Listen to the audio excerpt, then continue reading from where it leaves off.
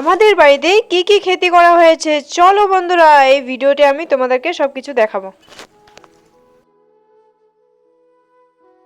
হ্যাঁ হ্যাঁ হ্যাঁ হ্যাঁ, ও খাইবো না, বাসক পাতার রস খাইবো না, ঠান্ডা লাগছে, এত ঠান্ডা লাগছে ভগবান, আজকে 1 সপ্তাহ ধরে ঠান্ডা লাগছে, কমেই না, আবার বলতেছে খাইবোই না। কি করি আমি এখন? আমি তো এখন বানাইছি, এই যে খাইতে লাগবো, না খাইলে কমবো না না না। হ্যালো গাইস, তোমরা ভিডিওটি সম্পূর্ণ দেখতে থাকো। এই পাতাটি হচ্ছে বাসক পাতা, আমরা বলি বাসক পাতা, মানে কে কি নামে জানে জানি না। এই পাতাটা কিন্তু খুব তিতা, মানে এই পাতাটা বাসক পাতাটা কচি যেগুলো পাতা আছে এইগুলো কিন্তু রস করে খাওয়ার জন্য ভালো, সর্দি আর কাশির জন্য খুব ভালো।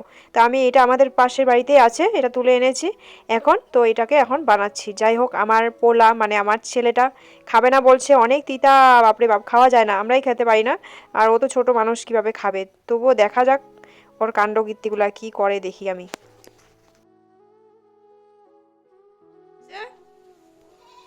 কি হইছে কি হইছে? আমি খাবো না। কি খাবো না। কি খাইবে না তুমি? দুধ খাবো না। কেন? তোমার এদিকে আসো, তোমার খাইতেই লাগবো, নাহলে তোমার একদম চর আছে, চর।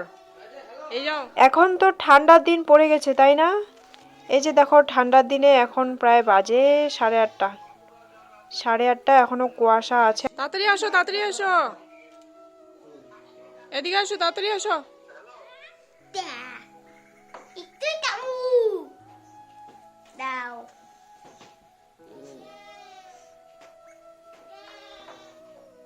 না, না, না। কি হয়েছে? রসটা ভালো না? এইটুকু খাইছে? হে ভগবান, হে ভগবান। চলো এখন আমি খেয়ে দেখছি খাওয়া যায় কিনা দেখি। মানে এত তিতা, ভগবান কি বলবো, মনে হয় যে মুখ থেকে ফেলে দিই এত তিতা, ও মাই গড, খাওয়া যায় না, একদমই খাওয়া যায় না। বাচ্চা মানুষ যে কেমনে খায় ওটাই তো ভাবি আমি। আচ্ছা যাই হোক, চলো আমি একটু বাইরে চলে গেছি, সকালবেলা যখন ছাগলটাকে আমি বেঁধে দিয়েছি বাইরে, তো তার জন্য একটু খাবার কিন্তু আমি এখন রেডি করছিলাম। তো রেডি বলতে গেলে চাল ধোয়া জল বলো, বাকি এমনি আরও অনেক কিছুই আছে সব, কুড়া চাপড়, যাই হোক যে কোনো একটা, আমি মানে ভালো করে একটা জানিও না এটা চাপড় না কুড়া যেটা ছাগলে খায় আর কি, ওই জিনিসটা এনেছে। তো ওটাই ওকে খেতে দিলাম একটু হালকা গরম জল দিয়ে। তারপরে আমি চলে এসেছি আমাদের বাড়ির পেছনে, বাড়ির পেছনে চলে এসেছি। দেখো জায়গাগুলো একদম নোংরা হয়ে গেছে, মানে নোংরা হবে না কেন, এত গাছ আছে, গাছগুলো তো পাতা পড়ে তাই না, এই গাছটা কেটে দিয়েছিল কিন্তু আবার বেড়ে গেছে। তো এই পাতাগুলো পড়ছে ডেলি ডেলি ডেলি ডেলি, অনেক পাতা ঝরে যায়। এটা হচ্ছে মানে পরশু আর কালকের পাতাগুলো, দেখতে পেলে কতগুলো পাতা, বেশি একটা পাতা নেই তো, যদি আমি মানে এইভাবে ফেলে রাখি তাহলে তো অনেক পাতা জমা হয়ে যাবে। আর এই পাতাগুলো না তাড়াতাড়ি করে জ্বলেও যায়, ভাল লাগে। যাই হোক, আমি কিন্তু সুন্দরভাবে কিন্তু পাতাগুলোকে একদম আগুন ধরিয়ে দিয়েছিলাম। আর ওখান থেকে আমি চলে গেলাম আরেক জায়গায়, তো এক জায়গায় পরিষ্কার করলে হবে না, মানে চার কিনারে পরিষ্কার করতে হবে, ঘরের বাইরে। আজকে চলো একটু ঘর বাড়িগুলো পরিষ্কার করবো, আর আমাদের বাড়িতে কী কী ক্ষতি করা হয়েছে, তো ওইসব যে কোনো মানে বিষয় একটা নিয়ে তো আমি ভিডিওটা করতে হবে নাকি, তো তার জন্য আমি আজকে চলো কী কী আমাদের বাড়িতে কিছু ক্ষতি করা হয়েছে ওইসব নিয়ে আমি এখন ভিডিওটা তোমাদের কাছে নিয়ে আসলাম। এখন আমি আছি বর্তমান, মানে ওই সাইডটা পরিষ্কার করে আসলাম। আসার পরে দেখো আমি কিন্তু মানে 2-4 দিন পরে পরে এসব পরিষ্কার করি, কিন্তু তবুও আবার হয়ে যায়, এক সাইড পরিষ্কার করতে করতে আরেক সাইড নোংরা হয়ে যায়। তারপরেও আবার আছে কি, এখন ঠান্ডা দিন পড়ে গেছে, অত ভয় নেই, সাপ টাপও আসে না, কিন্তু তবুও মানে একটা দেখাতে আমাদের ভালো লাগা আছে না, বাড়িঘরগুলো পরিষ্কার রাখলে নিজেদের মনটাও ভালো লাগে, যে না পরিষ্কার সব কিছু ঠিকঠাক আছে, ভালো লাগে। তো তার জন্যই করা হয় পরিষ্কার। আর খুরপিটা দিয়ে আমি পুরো ভালো করে, এই জায়গাগুলো একদম শক্ত ছিল, কারণ সুপারি গাছের গোড়াগুলো শিকড় বেরিয়েছিল না, তার জন্য অনেক শক্ত ছিল। তারপরে আমি কিন্তু চলে এসেছি আমাদের ঘরের ভিতরে একটুখানি, এটার মধ্যে মানে কি জুতা রাখার জন্য, ওর বাবা বললো যে এটার মধ্যে জুতা রাখতে পারো তুমি, তো আমি ভাবলাম যে ঠিক আছে দেখা যাক, জুতাগুলো এখানে রাখা যাবে। তো এই টেবিলটা আমি ঘরের থেকে বাইরে নিয়ে আসলাম।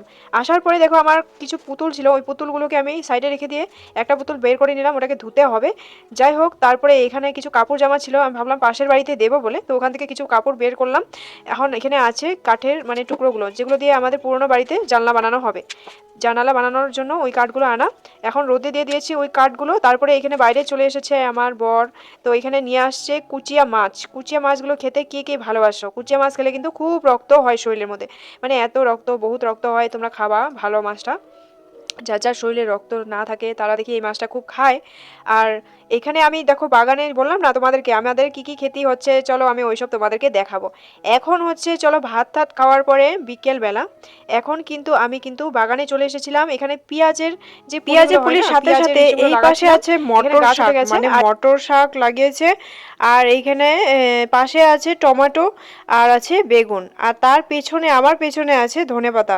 তো এইসব এই জায়গাটায় লাগানো আছে। তারপরে পাশের আবার নেট দেওয়া আছে, ওইখানে লাগানো আছে কিছু কাঁচা লঙ্কা আছে, তারপরে আবার আছে বাঁধাকপি আর এইটুকুই, মানে বেগুন আরও এইসব নিয়ে সব কিছু নিয়ে এইখানে লাগানো হয়েছে। আমাদের বাগানটা তোমাদেরকে ভালো লেগেছে তো বন্ধুরা? তোমরা কিন্তু জানাবে। আমরা টুকটাক করে একটু একটু করেছি আর কি, বেশি একটা করিনি।